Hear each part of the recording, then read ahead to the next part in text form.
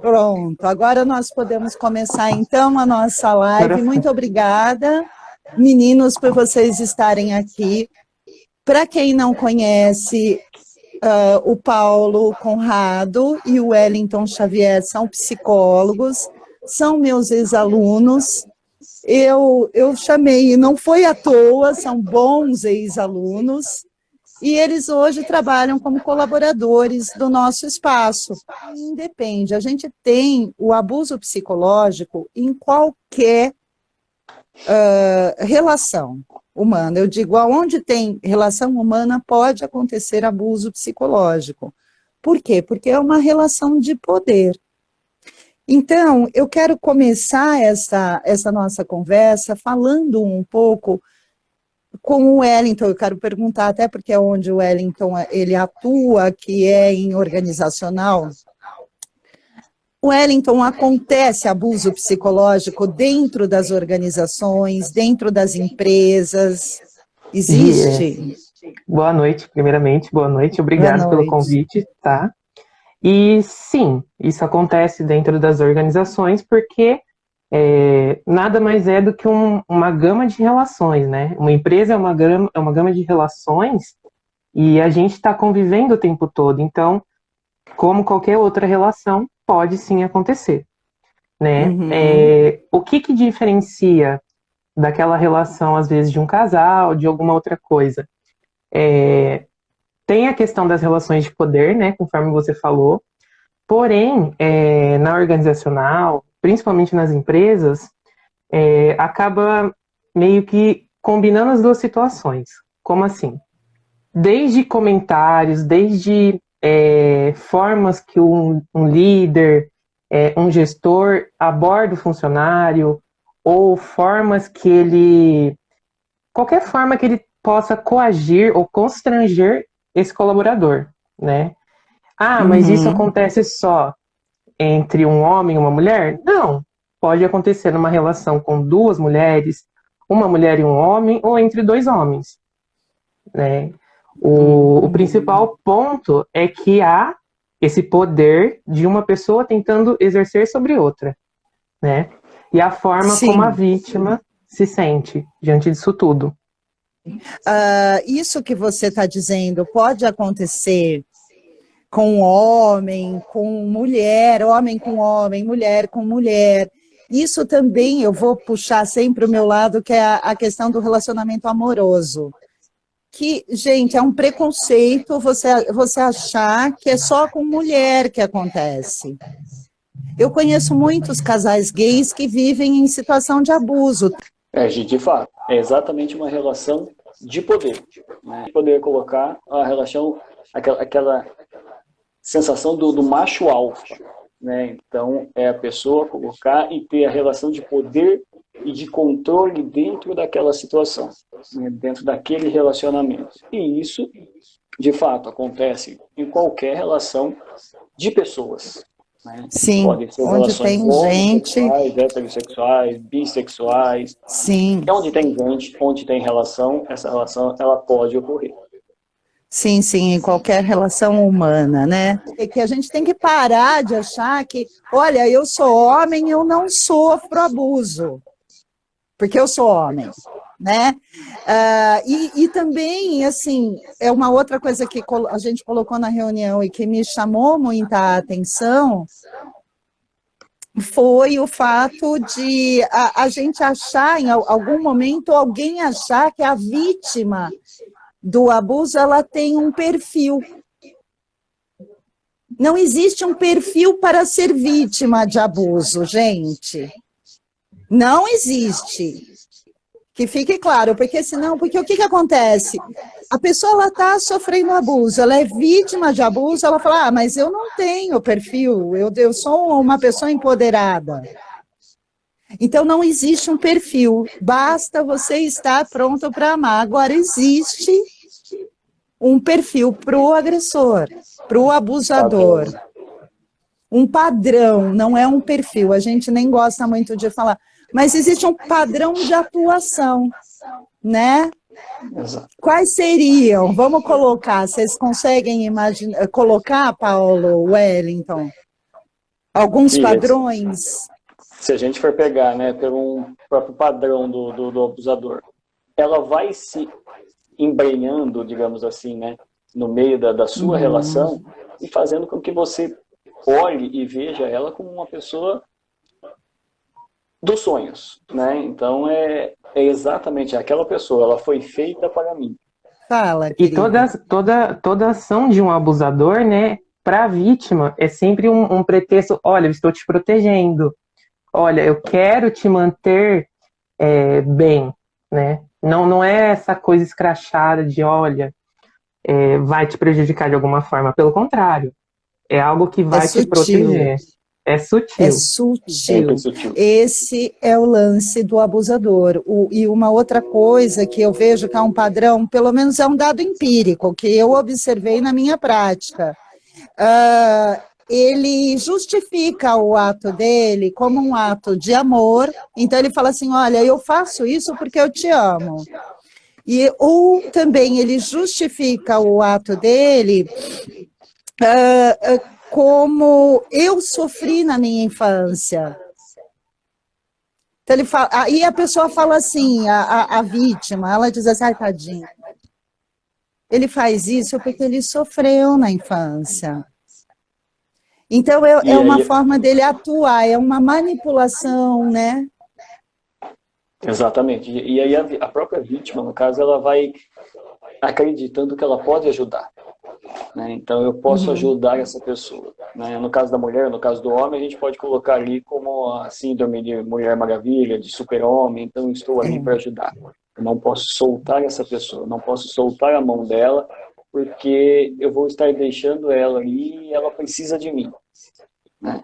E isso, sutilmente, ela vai tomando o controle daquela situação. Ela vai tomando o controle da própria vítima, né? Da própria vida da vítima. Mas, bom, o que eu estou pensando aqui, que eu prometi hoje de manhã, que a gente ia apresentar sinais que a pessoa possa reconhecer ou que um profissional, um psicólogo, consiga identificar que o paciente dele está passando por relações abusivas. Eu prometi que a gente ia fazer uma live sobre isso, né? Quais seriam esses sinais? Eu acho que um dos primeiros, né, é o próprio abusador tentar controlar as relações, né? Na verdade, ele começa, como a gente falou, sutilmente. Ele vai primeiro minando as suas relações, depois ele vai controlando a forma com quem você conversa, a forma como você se veste.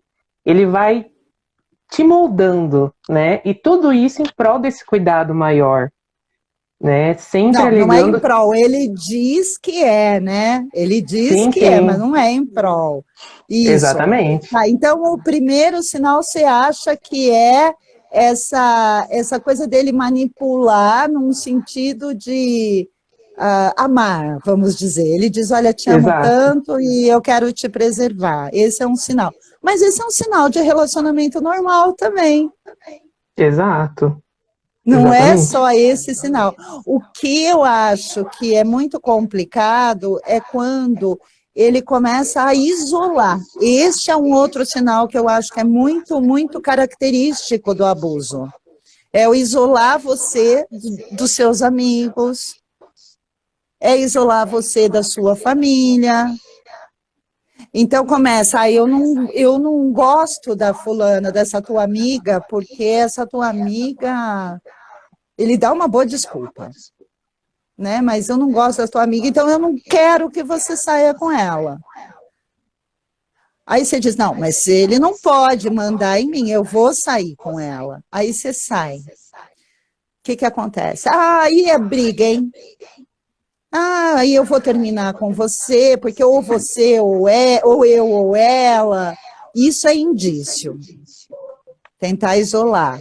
Tentar, então, controlar o que você veste, aonde você vai, né?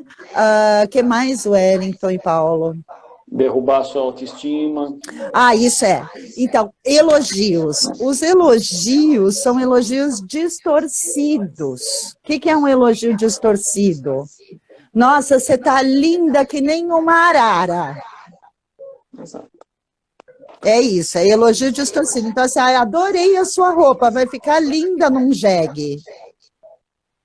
Agora eu tô achando engraçado que eu lembrei de uma que é assim, né? A pessoa muda o cabelo, aí ele fala assim, não, tá ótimo, mas quando que vai dar pra gente arrumar isso daí que você fez? Então, você vê, é um elogio de morde e assopra, né? É mais ou menos isso. Também tem a comparação, né, gente? A comparação. Comparar, né? Você te compara com né? Você tá bonita, tá legal, mas olha fulana, né? Fulana, ela tá muito mais arrumada, né? Aquele brinco nela fica lindo, e você não ficou tão legal, né? Essa roupa não tá muito legal, tudo. Fica bom na fulana, você não fica bom, né? Você não fica bom. O controle de roupa, o controle de redes sociais, né? Então, você vai minando e você vai segurando o controle, exatamente. A palavra é controle. Controle é poder.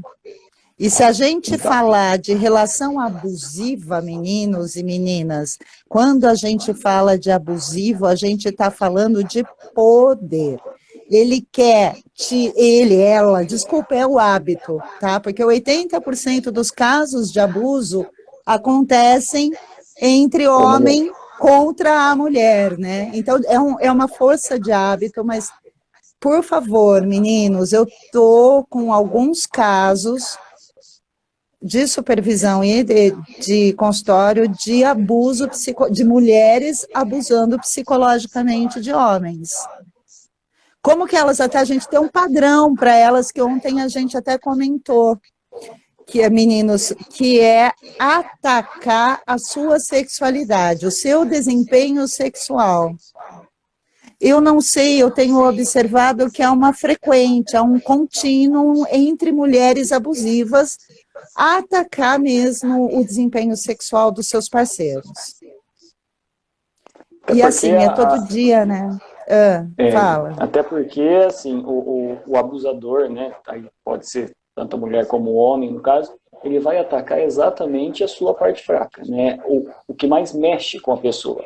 E geralmente Sim. no homem a virilidade fala muito, né? Ela mexe muito, né? É uma sensação do que o homem, quando ele não está bem, ou quando é comentado que ele não está bem, de que ele vai perdendo a estima, a autoestima, né?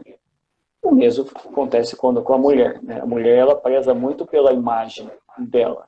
Você começa o ataque à imagem dela, é algo que você vai tirando daquilo, né, dela. Sim, e depois, sim, né, a própria pessoa acaba meio que também fazendo isso com ela mesma, né? Ela começa a se observar pelos olhos do abusador diante das situações que ela tem no dia a dia dela, tanto o homem quanto a mulher. Ela vai questionar, né? Porque é uma coisa que, igual o Paulo falou, vai no âmago da pessoa, né? Vai aonde dói. Na alma, né?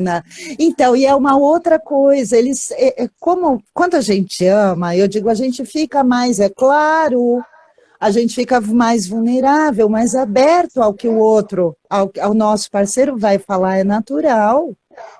Então, assim, a gente precisa, infelizmente, ficar atento, não 100% aberto ao que ele diz a seu respeito, mas você começa a prestar atenção, menino ou menina.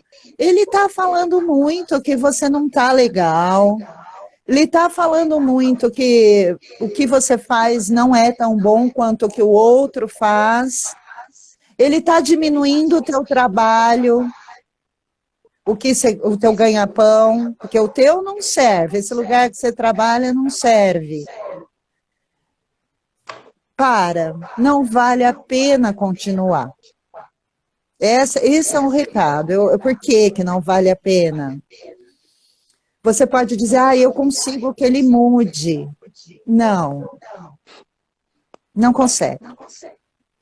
Ele tem que mudar por ele só, mas assim, ele vai dizer, eu juro por Deus que eu mudo. Mas você, eu acho que assim, então tá, você muda longe de mim e depois você volta, porque é muita opressão. A minha preocupação, que é uma coisa que me toca demais, são mulheres que vivem em relações abusivas de muitos anos, tipo 30 anos. O que acontece com essas mulheres? Elas somem, elas desaparecem, elas se anulam completamente. E quando a gente se anula, a gente some, a gente adoece. Então, a minha preocupação é uma questão preventiva, entende? É muito mais para alertar a meninada agora, que está no começo de um relacionamento e está vivendo isso, que amor tem limite.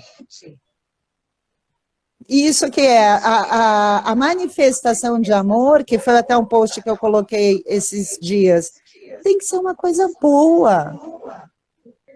Não totalmente bom, mas o suficientemente bom e não o suficiente mal. Então, assim, o meu relacionamento, eu levo esse relacionamento porque eu tô presa, eu levo esse relacionamento porque eu tenho dó, eu levo esse relacionamento porque eu tenho medo. Não pode. Aí tem alguma coisa errada. Aí, a médio prazo, o caminho é doença, é suicídio, é loucura, é sofrimento. Lembrando Né? que o amor é troca, né, Gi? É reciprocidade. Né? Então, um relacionamento Não é relação de precisa ser poder. recíproco. Exatamente. É uma troca. E voltando um pouquinho em relação, a gente pega a linha do abuso, né, da relação abusiva, ela tem alguns estágios. Então, ela vai começando num estágio que ela é muito sutil, que ela é muito tranquila. Então, ali você vai ter alguma briguinha, você tem algumas crisezinhas de ciúmes, mas é porque ele me ama, ou ela, ou tanto faz, né? Mas é porque ele quer o meu cuidado, né? Ele quer. Então, depois ela já vai passando por uma fase um pouco mais complicada, uma fase mais violenta, de repente alguma agressão. Lembrando que não precisa ser agressão física, né? Porque não é só agressão física que caracteriza um abuso, né? Uma relação abusiva. Né? São agressões psicológicas. Né? Bem Existe claro também, isso, hein? Não tem que não ter é? agressão física para ser abuso, gente. Para ser Tá? Que abuso. fique claro. Exatamente. E Começou a minar existe. a autoestima do teu paciente, começou a minar a autoestima, a tua autoestima, tipo, você se olhar no espelho já com um viés do que o outro te falou, sabe? Por exemplo, vamos supor, você tá muito gorda. Você percebeu a tua barriguinha? Aí então você vai olhar lá no espelho, distraída, de repente você lembra dele. Você viu sua barriguinha? E você já vai direto na tua barriga. Entende? Isso não é legal. É sinal, tá? Vai, desculpa, cortei vocês. Não, que isso. Tá. E existe a última fase, né? Que é aquela fase quando ele percebe que talvez ele esteja perdendo aquele controle, tudo, ele vai voltar. Ele vai voltar com o perdão, né? E a coisa ela vai começando novamente. Então ela é cíclica. Dificilmente ela vai sair daquilo lá. E você não vai Sim, conseguir mudar a pessoa. Né? Ela sim, não consegue, ela sim. não muda. Então é um Não período. adianta. Você vai continuar dentro de uma relação abusiva. É aquela velha frase, gente, vocês vão falar Gisele falando clichê, mas ninguém muda ninguém. Você só se muda. É a única coisa que é passível de mudança em qualquer história é você mesmo. Então, e é duro, porque igual eu digo lá nos meus vídeos de mudança, de transcendência, mudar, transcender, não é uma coisa fácil. É uma escolha que a gente faz. E qualquer escolha que você faça,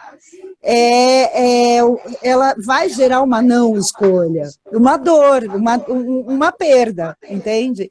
Então, assim, se você quer se libertar.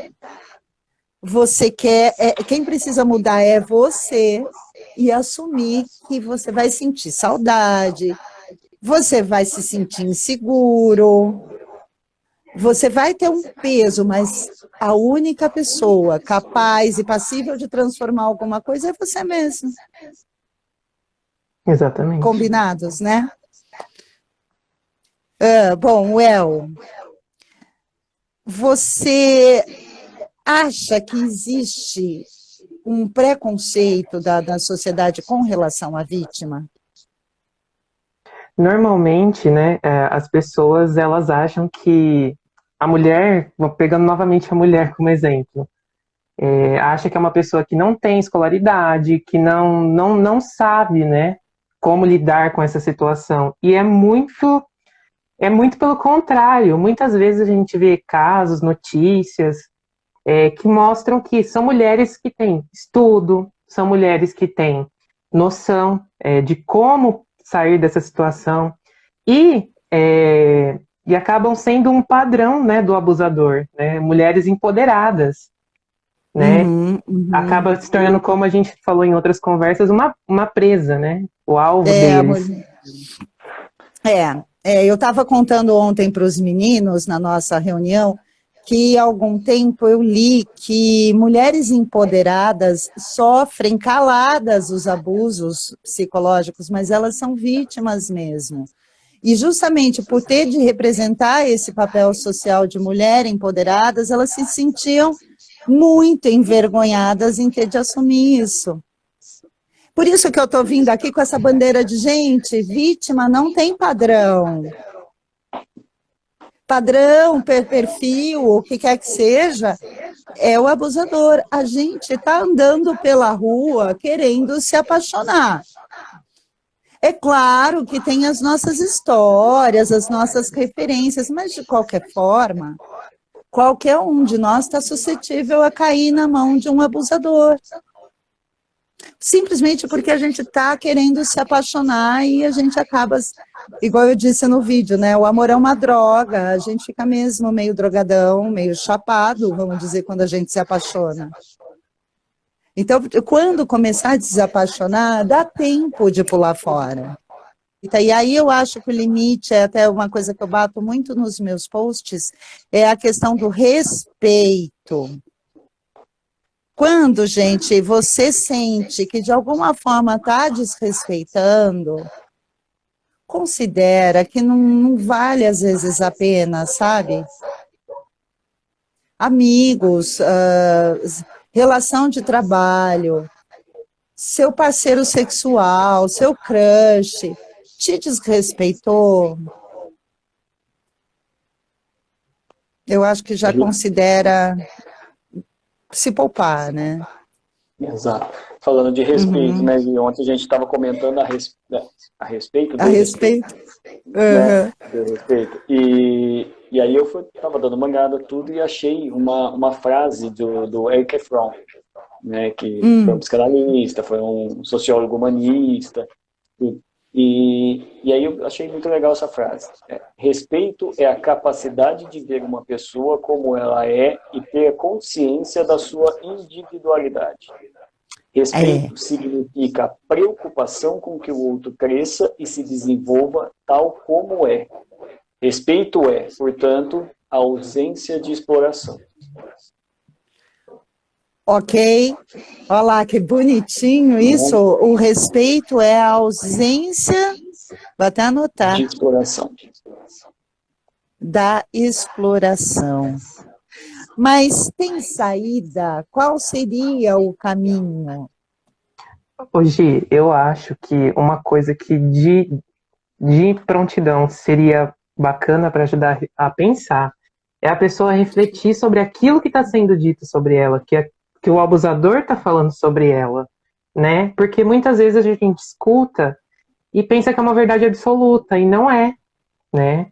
É a forma que ele está achando que não é uma verdade, né? E eu acho que o primeiro ponto é você começar a questionar. Eu acho que um outro ponto interessante para a gente pensar em começar a sair e é triste esse, mas é verdade, é não ficar esperando que ninguém venha te salvar. Não tem amigo que possa te salvar, não tem psicólogo que possa, a não ser que você vá lá e busque a ajuda. Então, isso daí é uma coisa que você vai ter que achar forças e conseguir sair por você mesmo. Porque por que eu estou dizendo isso? Porque eu ouço muito relato de gente que fala assim, poxa, ninguém está vendo o que eu estou passando. Minha mãe não vem me ajudar, sabe? E não é, ninguém está vendo mesmo o que você está passando. E ninguém vem mesmo, é você. É E você muitas por você vezes, mesmo. é a própria consequência do que o abusador faz, né? Às vezes, o que ele faz é velado, é ali com você, no momento que está só vocês dois. Para os outros, é um ser extremamente sociável, é um ser extremamente aceito, né? As pessoas correm o risco da pessoa ainda, não deveria, né? Infelizmente, mas passar como mentirosa, né? Ou as pessoas não acreditarem. Louca, né? Isso agora está me lembrando do gaslighting. Gaslighting, para quem não sabe, é um termo que veio de uma peça de teatro da década de 30, se eu não me engano, que o cara, ele enlouquecia uma mulher simplesmente alterando a percepção dos fatos. Então, ele dizia, isso daqui não é vermelho. Aí, não podia fazer isso, né? Peguei bem o que tinha na mão, o cigarro. Isso não é vermelho, isso daqui é azul. Não, mas eu tô vendo isso vermelho. Não, isso é azul. Você tá louca. Sabe? Isso é o gaslighting. E isso acontece em mínimos detalhes, em questões assim muito sutis. E aí o abusador, com isso, ele acaba conseguindo que a vítima desacredite completamente nela. A abusada, né, ou o abusado, no caso, ele tem a nítida sensação de que tudo que acontece, tudo que está acontecendo é por culpa dele. Né? Se aquela pessoa, se ela apanhou, é por culpa dela, foi porque ela provocou aquela situação. Né? Se ela está naquela situação de exclusão, se ela não tem mais amigos, se ela não tem, é porque ela causou aquilo. Então ela é sempre a culpada da relação. Por qualquer coisa que aconteça de ruim na relação, a culpa é dela. Exatamente, exatamente. O que eu queria trazer, que a gente listou para falar hoje, e a gente não falou, que é a questão do que o amigo pode fazer. O que um amigo de alguém que está sofrendo abuso pode fazer? Ouvir. Nesse primeiro momento, ouvir. Né? É o mais importante. Em todos, exatamente, não é só no primeiro, é no último, até o último, porque o que acontece com o amigo? O amigo, ele fica, é muito perturbador, porque ele vê a pessoa sofrendo, ele sabe que a pessoa não deve mais estar naquela relação, mas ele também não acha que ele não pode fazer nada. Só que o que ele pode fazer é entender que uma relação abusiva tem muitos términos. Não julgue a vítima, porque o que acaba acontecendo? Na terceira, na quarta, na quinta briga, o amigo já fala, para de novo. Sim, e cada vez que a pessoa terminar, é bom que ela tenha um amigo, porque uma hora a tampa estoura. E aí ela não está sozinha. Porque o que é a questão do isolamento, que é o que pega no abuso? Não é só o isolamento que o abusador te impõe, que é o de falar mal dos teus pais, da tua família, te separar dos amigos. Também tem o isolamento que os seus amigos te impõem. Porque você está em sofrimento, e agora entra o que eu mais gosto de falar.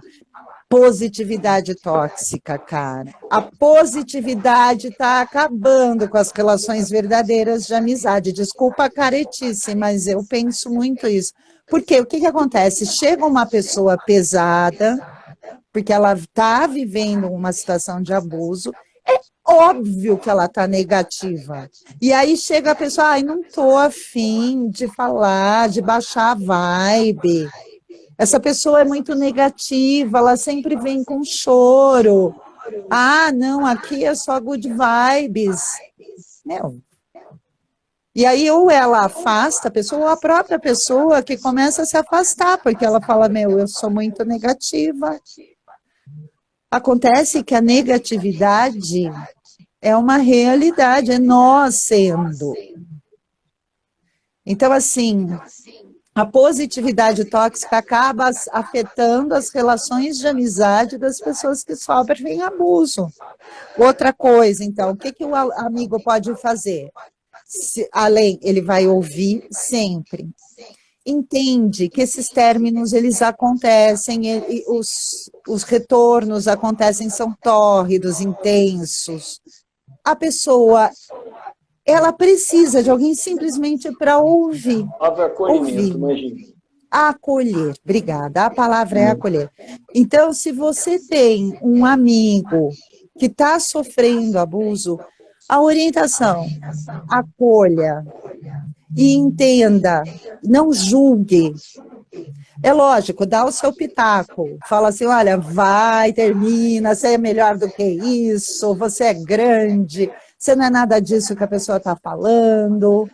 Mas entenda que vão existir términos e retornos e não julga, porque o julgamento é a pior coisa que pode existir nesse caso.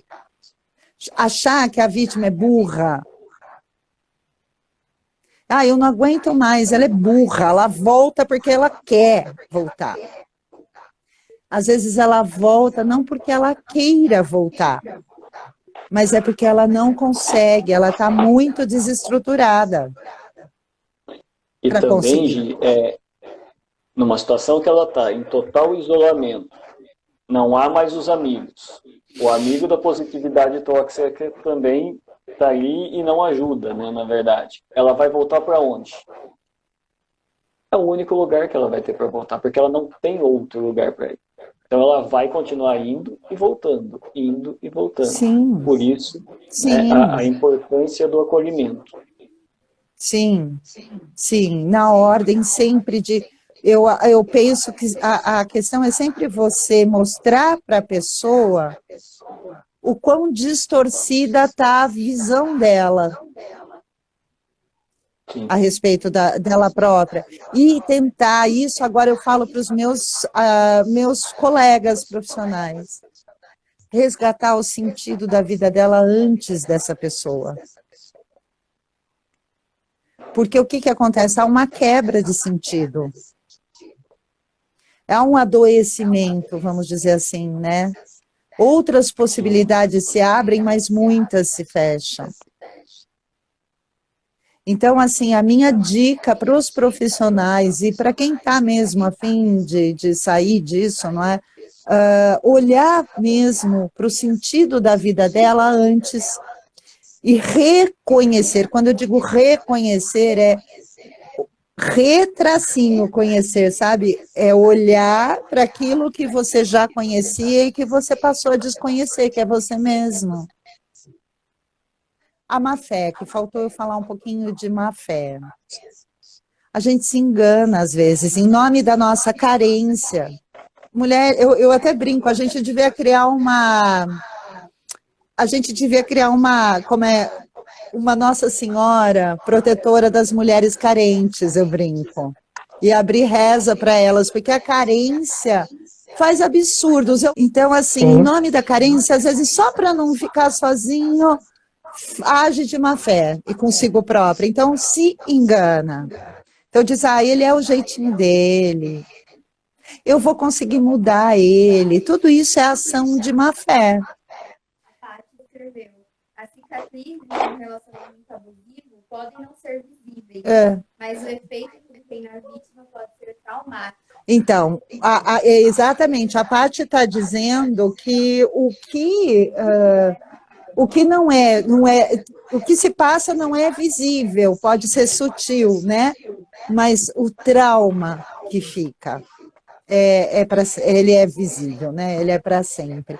E causa trauma. Por quê? Porque vai lá no âmago da nossa alma cutucar a nossa ferida. A ferida fica ali. Então, assim, por isso que é legal a gente fazer terapia, né?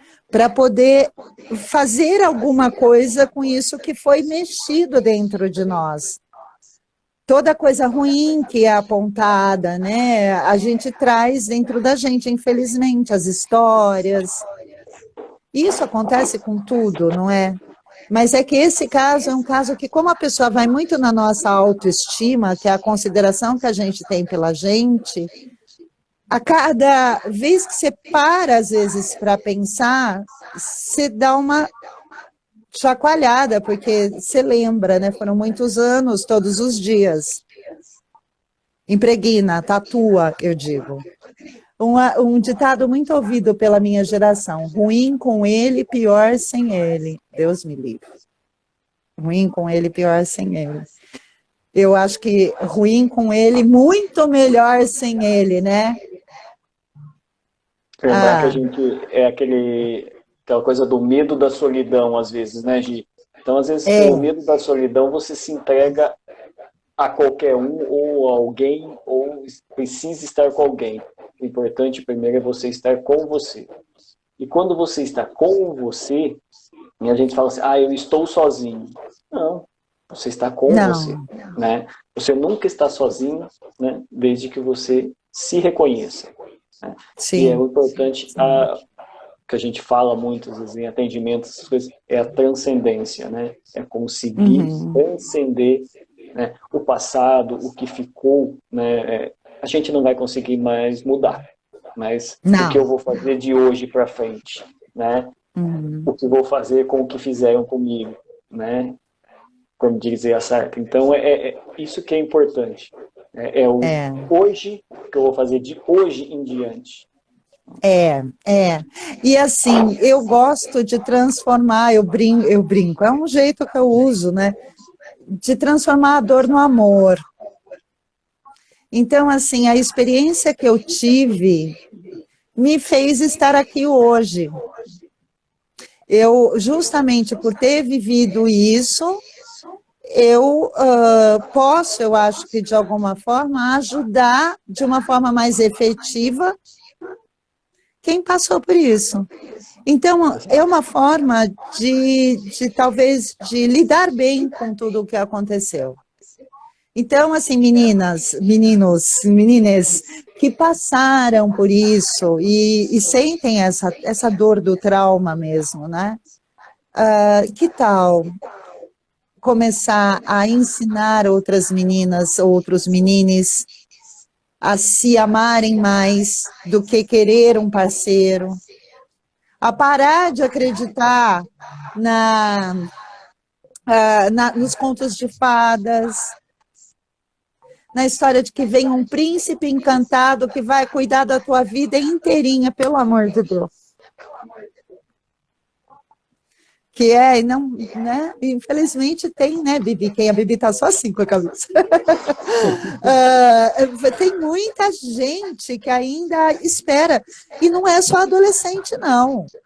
Eu já atendi senhoras de 60 anos que estão até hoje esperando um homem para cuidar delas, sustentar, em todos os aspectos, não só financeiramente. Então, assim, muito cuidado. Apareceu com cara de príncipe assim, pleno, coisa linda. Ai, deixa que eu cuido da roupa que você vai vestir, do com quem você vai falar. Já sabe que é sapo, né? Fala, Bibi. A Gabi escreveu assim. A Gabi. O abusador ou abusadora tem noção do que faz, do que está fazendo? É proposital. Ela está perguntando se é proposital, a Gabi. É proposital? Sim. Vocês sabem? É proposital. Eu acho que sim também. Acho que é proposital, até porque se a gente for pegar o próprio abusador, geralmente ele precisa estar acima daquela pessoa, né? Então ele tem talvez uma estima menor, mais baixa, né? E ele precisa estar acima, com a estima dele acima daquela pessoa. Então ele precisa depreciar aquela pessoa. Então, eu já não sei, foi boa essa pergunta, porque não dá para a gente generalizar nunca. Uma coisa que dá para a gente ter noção é que ele não lida bem com as questões de estresse emocional. Então, isso é um fato, do abusador. Ele não lida bem com relações de poder, com alguém que o coloque numa situação onde ele se sinta ameaçado, exatamente. Ele não consegue lidar com a horizontalidade. Agora, se eu penso, pode ser que ele tenha se apaixonado, algum tenha se realmente amado, e diante da dificuldade dele de lidar com a horizontalidade, que é os dois no mesmo nível, caminhando junto, ele começa a oprimir para poder dominar. Então, assim, quase sem querer, ele foi tornando o amor dele um amor abusivo. Não é uma ilusão? Ela está perguntando, e não é uma ilusão dele? Mas ele está até acabando dele se sentir poderoso, mas na verdade, ela está falando, mas na verdade ele está acabando com ele mesmo. Sim, é uma ilusão de que ele tem poder sobre alguém, ninguém tem poder sobre ninguém num relacionamento, pelo amor de Deus, gente. Né? Mais alguém, Bibi? Sim, importantíssima rede de apoio. A rede de apoio ela é composta por psicólogos, familiares, amigos, tá? Não é só nós, os técnicos. A mãe, os primos, os tios, amor. A pessoa precisa saber que ela é amada, e amada porque ela tem qualidades. E que no mundo não existe só aquela pessoa. Ah, pronto, falando, né, Bia? A gente estava louca para falar isso. Não existe só ele não é o pinto supremo do universo. Pronto, falei. Desculpa, meninas, que eu falei isso. Mas é verdade. A gente precisa pôr isso na cabeça da mulherada, às vezes, que acha que aquele é o último P do pacote. Entende? E não é. E mesmo se fosse, também não vale a pena, é melhor ficar sozinho do que ser massacrado. Não vale o trauma, não vale o preço da terapia que você vai ter que pagar depois, né? Já está dando tempo, Bibi? Deu o tempo. Meninos, muito obrigada. Um beijo. Eu vou colocar a live, depois eu vou dar uma editadinha nela e vou mandar para o YouTube para domingo, assim eu tiro uma folguinha, porque no próximo episódio eu vou falar sobre borderline e eu ainda estou estudando, estou atrasada. Então, meninos, semana que vem tem a live, na próxima eu entro com borderline já, né? Só assunto legal, só assunto leve. Amores, muito obrigada para quem está aqui comigo até agora, um beijo para os meus colaboradores, o Instagram deles tá junto ali nas postagens da live, tá? Sigam eles também. Um beijo, boa noite, gente, boa noite. Tchau.